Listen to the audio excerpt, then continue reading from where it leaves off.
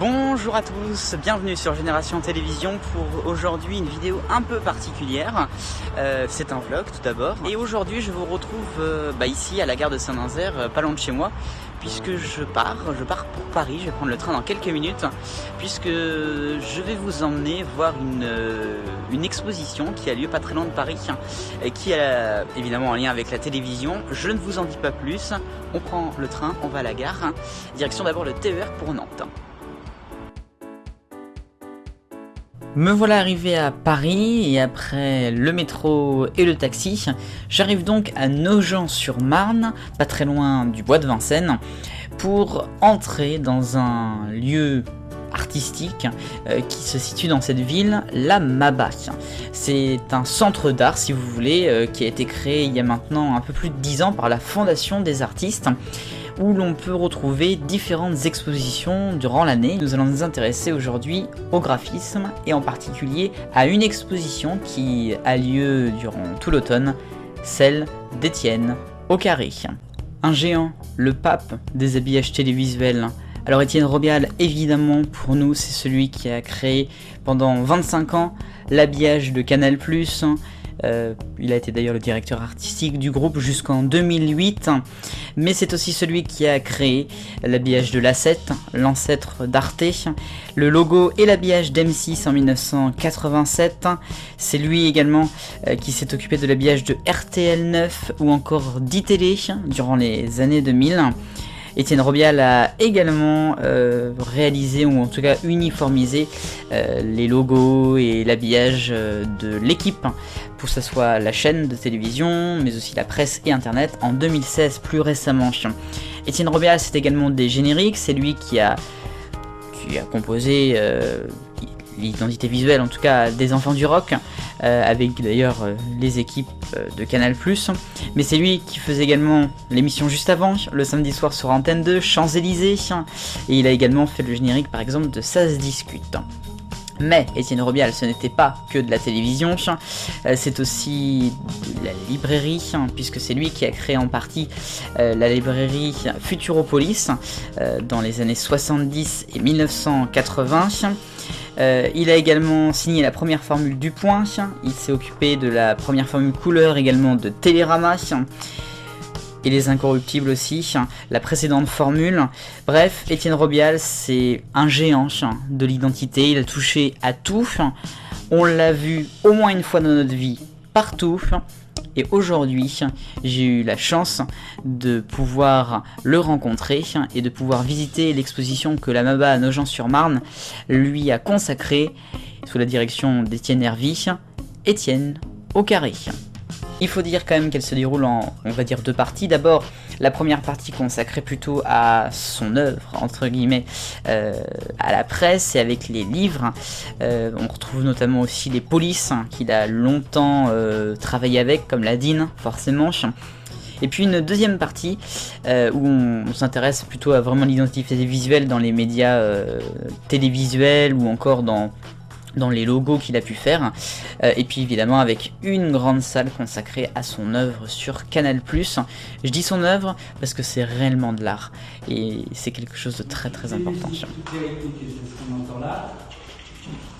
On peut interchanger et puis te mettre une petite mélodie puis un petit trompette dessus, et surtout ça coûte rien. Pour vous donner un ordre d'idée, je n'ai pas fait des choses ignorables, j'ai fait Champs-Élysées pour l'autre. Le budget de Champs-Élysées, c'est le budget du Canal.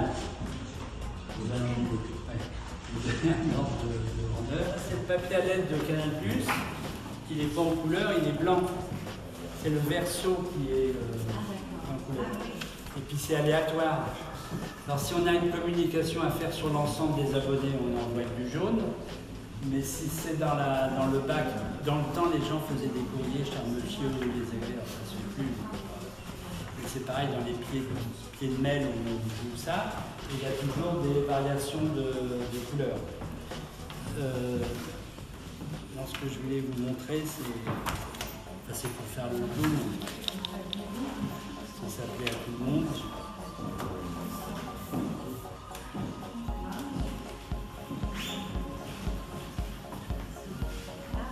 Oh, alors, normalement vous devez faire oh. Et pour la petite histoire, si vous mesurez ça, que vous divisez par ça, ça fait un 618 qui est le rapport du rectangle d'or. Et je vous retrouve donc en direct du MABA maintenant pour la suite de ce vlog. Vous allez voir un petit peu la visite. J'ai eu aussi la chance de l'interviewer, donc je vous laisse regarder ça, cette visite d'un géant de l'habillage télévisuel français. Donc Étienne Robial, est-ce que j'ai le droit de vous appeler le pape des habillages télévisuels? Le pape peut-être pas parce que c'est un côté curé, mais... Vous avez fait des habillages qui ont été mythiques à la télévision?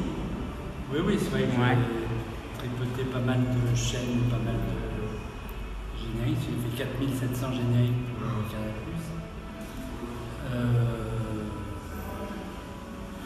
Admettons, le pape. Donc vous avez commencé au lancement de Canal+, en 1984.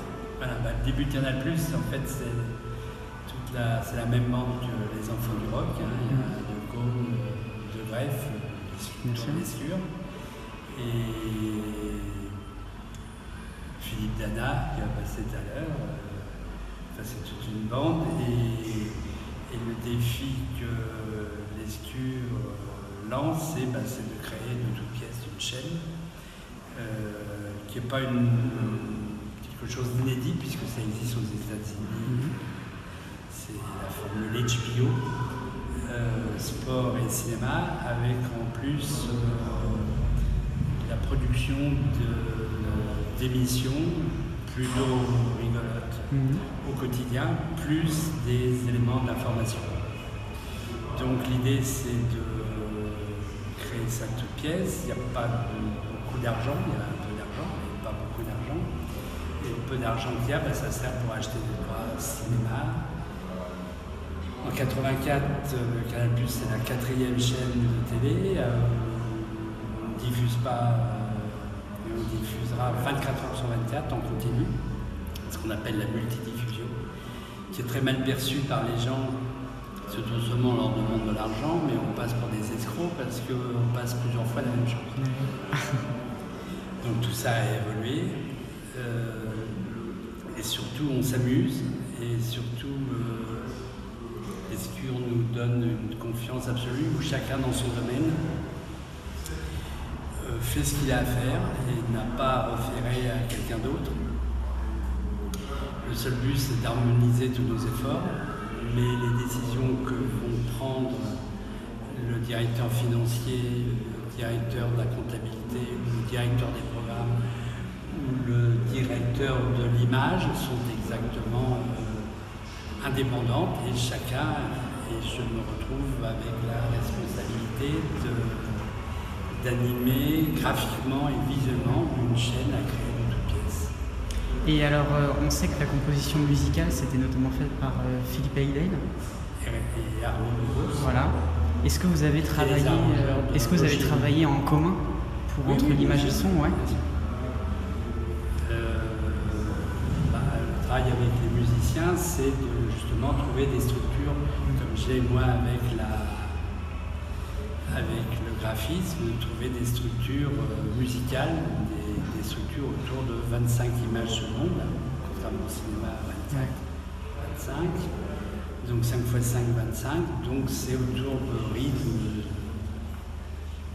de 5 x 5 et ainsi de suite que toutes les mélodies, tous les trucs vont se construire.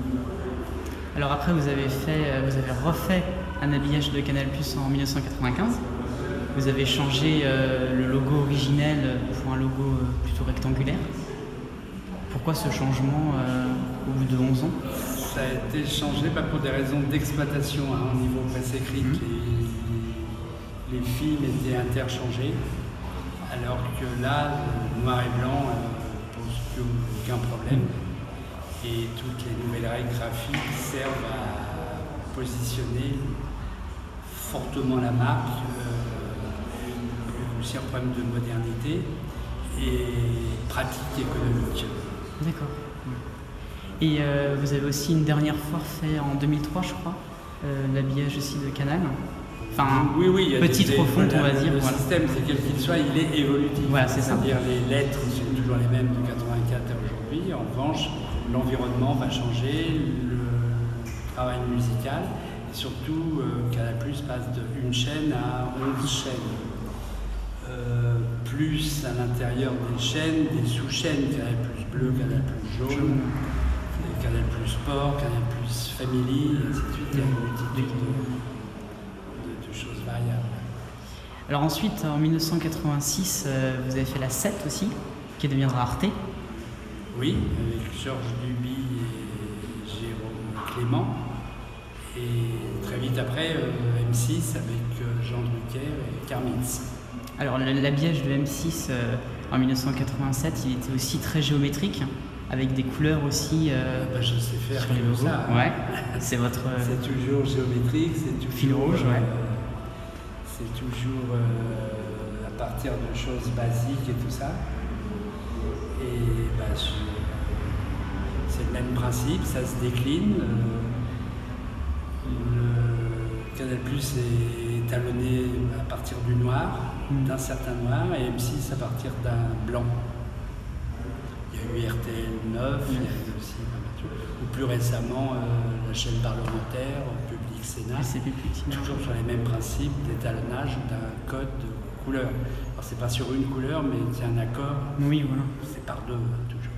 Et alors le logo d'M6, vous disiez tout à l'heure, lorsqu'on a fait la visite, que les dirigeants vous ont promis de toujours le garder, c'était ça Oui, Nicolas Taverneau, qui est toujours directeur général, ouais. Et Jean Drucker nous a quittés il y a un bout de temps, m'a toujours dit qu'il garderait ce logo par attachement à aussi le pari qu'on avait fait de miser sur un truc simple dès le départ et puis qui avait bien fonctionné en fait. Bon, merci beaucoup en tout cas. Merci beaucoup. Et je voudrais, à titre personnel, vous remercier du fond du cœur au nom de tous les passionnés de télévision et d'habillage pour toutes les belles choses que vous avez faites, Canal+, la 7, M6. Merci. Et puis plus personnellement, iTélé aussi.